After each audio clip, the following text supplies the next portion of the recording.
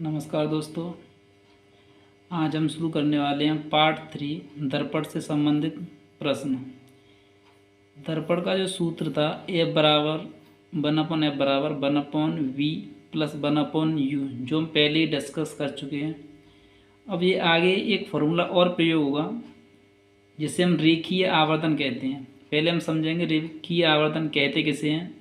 तो इसकी परिभाषा कुछ इस प्रकार है, किसी वस्तु के प्रतिबिंब की लंबाई तथा उस वस्तु की लंबाई के अनुपात को, वस्तु की, यहाँ पर इसे लिख लेंगे, लंबाई के अनुपात को रेखीय आवर्धन कहते हैं। इसे स्मॉल m से प्रदर्शित करते हैं।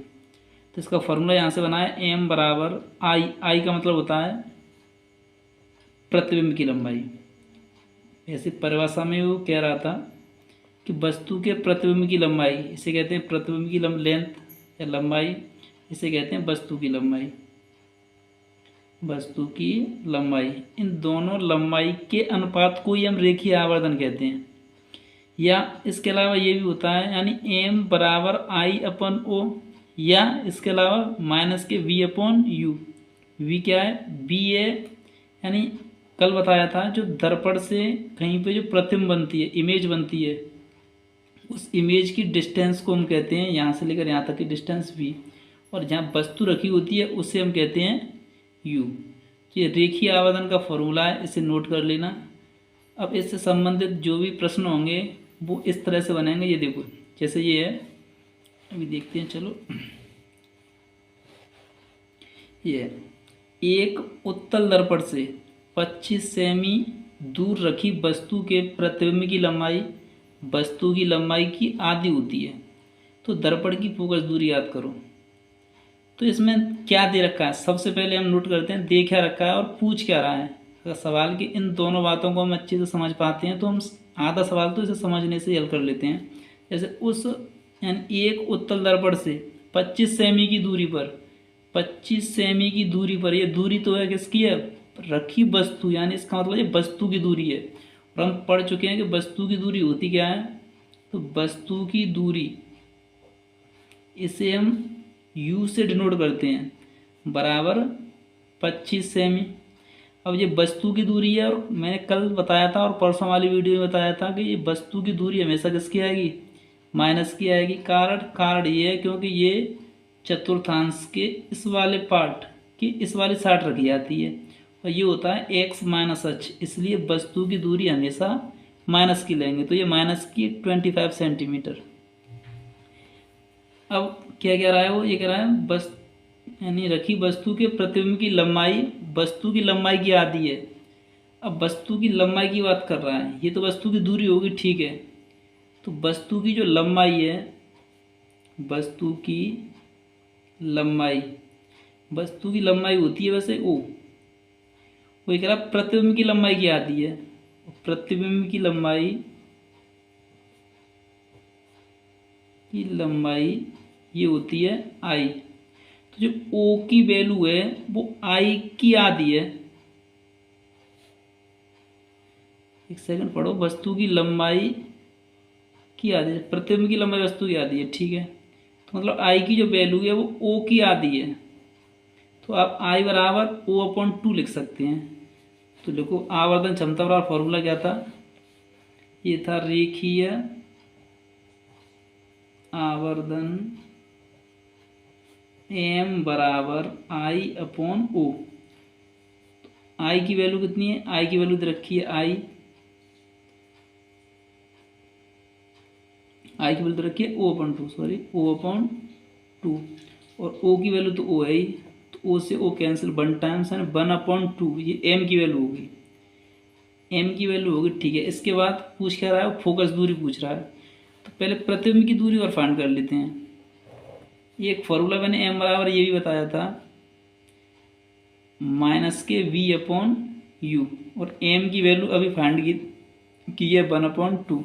तो इसकी जगह 1/2 पुट करेंगे, माइनस के V, ठीक है, लेकिन U की वैल्यू कितनी है? माइनस के 25, माइनस से माइनस कैंसिल। तो इधर मल्टीप्लाई करेंगे तो ये हो जाएगा 25/2, ये वैल्यू आ गई v की।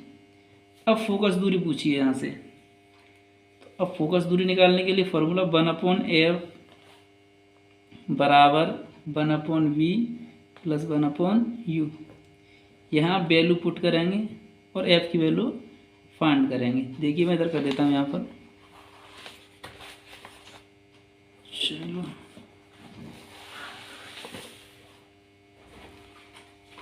ये तो हो रहा है पहले से,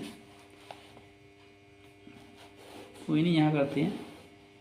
इधर देखिए 1/f बराबर 1/v की वैल्यू ऊपर ये रखी थी 25/2, 25/2 प्लस u की वैल्यू माइनस के 25, तो 1/, ठीक है, जो संख्या सबसे नीचे होती है वो सबसे ऊपर पहुंच जाती है, इसे हम 2/25 लिखेंगे। इससे माइनस, यानी माइनस का बड़ा प्लस से तो माइनस, 1 तो 1 ठीक है, अपॉन में 25, तो 1/f इजिकल टू, दोनों का एलसीएम 25 आएगा। 25 का डिवाइड इसमें 1 टाइम जाएगा तो 2 में 1 का मल्टीप्लाई, इसका भी 1 टाइम जाएगा तो 1 1 जा 1, तो 1/25,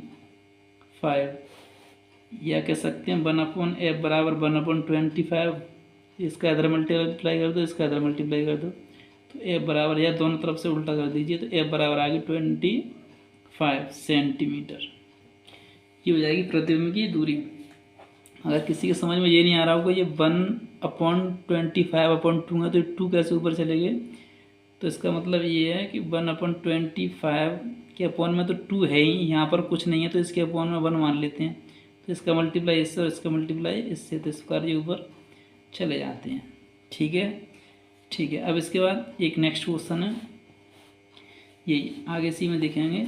ये कह रहा है कि एक, दिखाई दे रहा होगा यहाँ से, एक 15 सेंटीमीटर फोकस दूरी वाले अवतल दर्पण से कितनी दूरी पर एक वस्तु रखी जाए, यानी वस्तु की दूरी पूछ रहा है कि उसका 5 गुना बड़ा वास्तविक प्रतिबिंब बने। प्रतिबिंब की स्थिति भी याद करो। चलो, उसने कह रहा है 15 सेंटीमीटर फोकस दूरी वाले, यानी एफ की वैल्यू दे रखी है 15 सेंटीमीटर, अवतल दर्पण है, तो इसका मतलब ये माइनस की आएगी, चिन्ह बता दिए हैं। कितनी दूरी पर वस्तु रखी जाए, यानी यू पूछ रहा है आपसे, कितनी दूरी पर पता नहीं है, कि 5 गुना बड़ा प्रतिबिंब बने, इसका मतलब ये एम की वैल्यू 5 है, कितनी दे रखी है, 5 दे रखी है, वास्तविक प्रतिबिंब बने। तो हमें पता है एम बराबर ये होता है माइनस के वी अपॉन यू, एम की वैल्यू 5 अपॉन वी की वैल्यू पता नहीं, और यू की वैल्यू ये भी नहीं पता है। ठीक है, इधर मल्टीप्लाई कर देंगे तो 5u बराबर ये माइनस के v, या v बराबर आप बोल सकते हैं माइनस के 5u। फॉर्मूला वही 1/f बराबर 1/v प्लस 1/u, तो 1/f बराबर 1/v की वैल्यू ये रखी है माइनस के 5u प्लस के 1/u, एलसीएम लेंगे 5u आएगा, माइनस के 5 का इसमें जाएगा माइनस के 1 टाइम्स, इसका जाएगा या कुछ नहीं है तो 1 का 5 टाइम्स, तो ये 1/f की वैल्यू आ गई। इधर स्पेस कम है तो मैं यहाँ लिख देता हूँ जरा, चलो इधर लिख दो 1/f बराबर, पर ये बचाते हैं माइनस के 5, माइनस के 5 एक बार देखूँ, माइनस के 1 और ये माइनस के 5 अपॉन में कितना रह गया था, अच्छा प्लस के था ये 5u, तो 1/f इजिकल टू प्लस के 4/5u,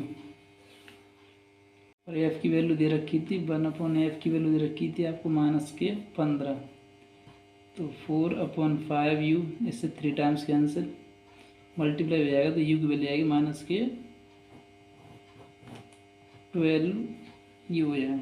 वैल्यू पूछी थी उसने v की, तो v बराबर था -5u, तो -5u की वैल्यू 12, तो -60। इतनी दूरी पर प्रतिबिंब बनेगा। प्रतिबिंब वास्तविक बनेगा या आभासी बनेगा? तो प्रतिबिंब यानी अवतल दर्पण है। दर्पण कैसा है? अवतल दर्पण है। और प्रतिबिंब जो बन रहा है उससे 5 गुना बढ़ रहा है, तो वैल्यू दे रखी है, तो इसका मतलब प्रतिबिंब बनेगा वास्तविक बनेगा। बस इतना सा लिखना है, थोड़ा सा बड़ा क्वेश्चन था। मैं इसी प्रकार की वीडियो आपको देता रहूँगा। जितने भी कठिन से कठिन क्वेश्चन होंगे मैं सभी को कराने का प्रयास करूँगा। अभी चैनल नया है तो थोड़ी सी प्रॉब्लम होगी आपको भी समझने में, लेकिन जैसे ही आप जुड़े रहेंगे मैं आशा करता हूँ कि आपको सभी अच्छे से समझ में आएगा। अगर वीडियो अच्छी लगी हो तो वीडियो को लाइक करें और सब्सक्राइब करें। आप सभी को बहुत सारा धन्यवाद जो इतने दिनों में आपने इतने सब्सक्राइबर्स पहुंचाए। और मैं आपसे सभी से यही उम्मीद करूंगा कि आप और बेहतर ढंग से सभी को समझाएंगे और सब्सक्राइबर बढ़वाने की कोशिश करेंगे। धन्यवाद।